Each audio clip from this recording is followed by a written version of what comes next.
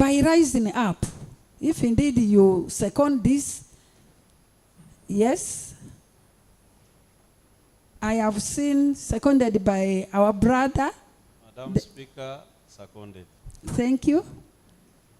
I saw another young man down there also seconding the motion. A good number of the members of August House have seconded the motion. I think it is being unanimously seconded. Capture it that way. I saw their mood. Some were not able to stand, you know. Enjoy your freedom when you are in August House. Thank you.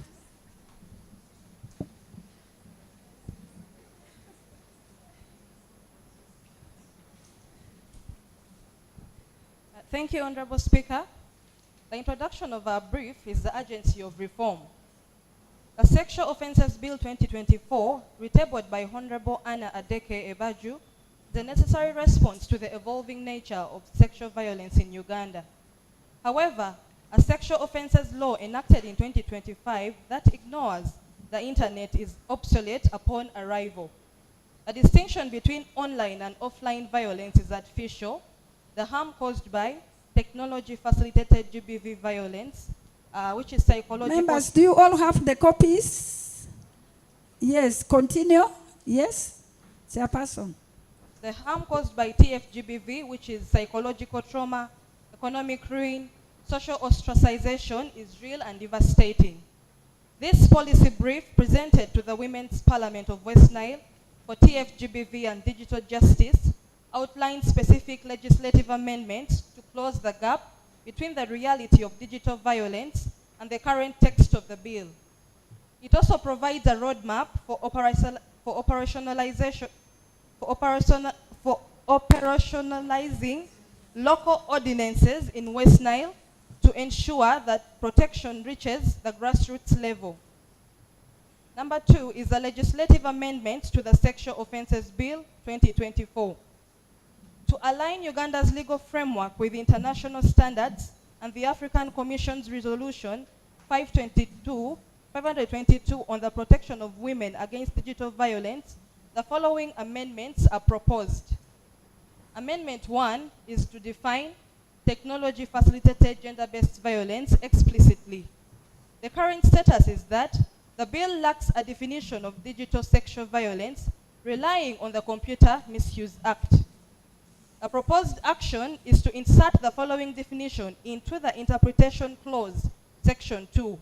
And this is, technology-facilitated gender-based violence, TFGBV, means any act of sexual violence, harassment, or abuse that is committed, assisted, aggravated, or amplified in part or fully by the use of information and communication technologies or digital media against a person on the basis of their gender. The rationale for this proposed action is a clear definition establishes TFGBV as a distinct category of sexual violence, mandating that police and courts treat it with a severity reserved for sexual offenses, not merely computer misuse. Amendment 2 is to criminalize non-consensual intimate image abuse, NCII. The status is that often prosecuted as pornography or offensive communication, which can re-victimize the survivor. The proposed action is create a new section in that law which is distribution of intimate images without consent. And subsection 1 would be any person who knowingly captures, distributes, publishes, or threatens to distribute an intimate image or recording of another person without their consent, with the intent to cause distress, humiliate, sexual gratification, financial gain, commits an offense. And subsection 2 would be consent to capture an image does not constitute consent to distribute it. The rationale for this proposal is that this clause shifts the focus from morality to consent. This explicitly protects victims of revenge porn and sextortion, preventing the law from being used to shame women for their private sexuality. Amendment number 3 is to establish digital sexual harassment as an offense. The current status is that sexual harassment is often limited to physical workplaces or institutions. The proposed action is to expand the definition of sexual harassment,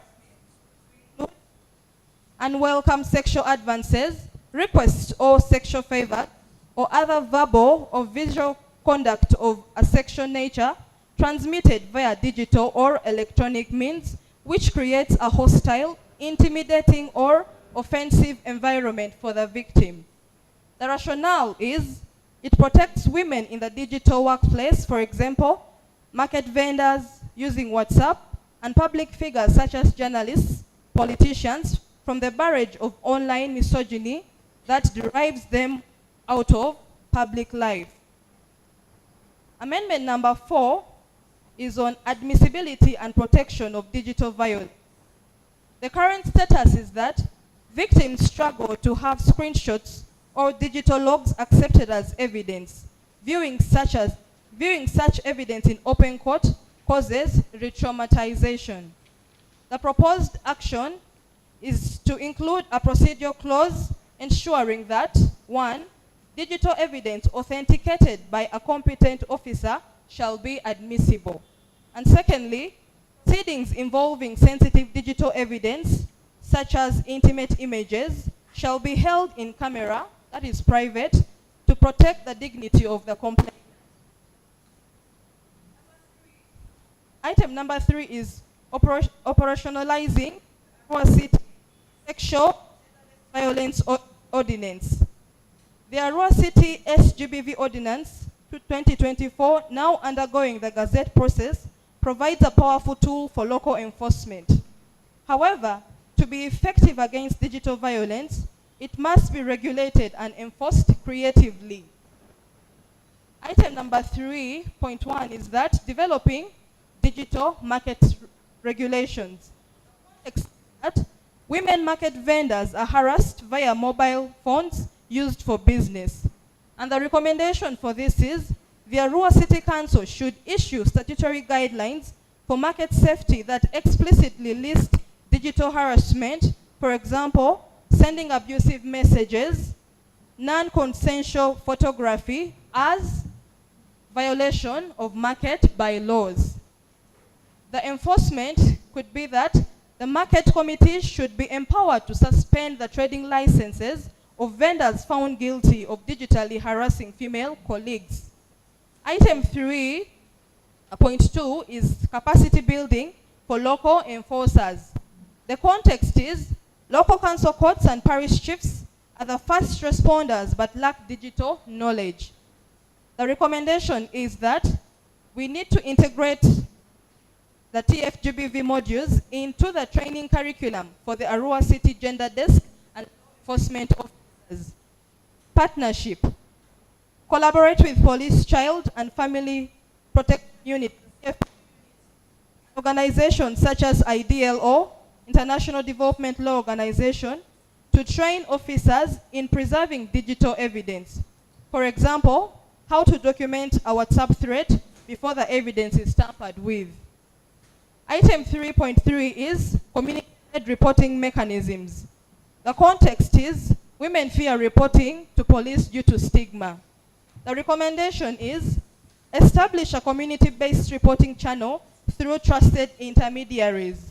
And the action point is leverage the GBV conference module pioneered by CARE/YREP and expand these conferences to include a trained community member, in brackets potentially from a local WHRD network who can assist victims in reporting digital abuse to the authorities without fear of judgment. Number 4 is still for recommendations for the stakeholders. And while the recommendation would still be us emphasizing that we criminalize non-consensual intimate image abuse and also establish digital sexual harassment as an offense.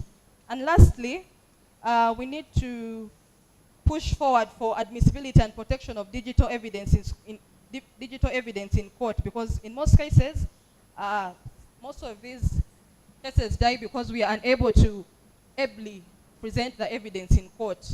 And we know that in most cases, what makes any party get justice is the evidence they produce in court. Thank you so much. Thank you too for ably presenting this bill. It is for an amendment. Members, I invite you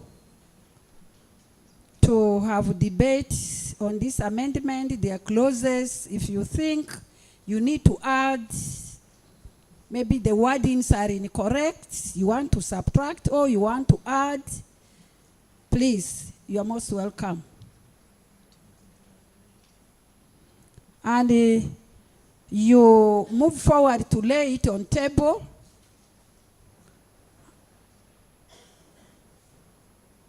Yes, you move forward to lay it on table so that we can at a later time have a photocopy of it and it is kept in our archive.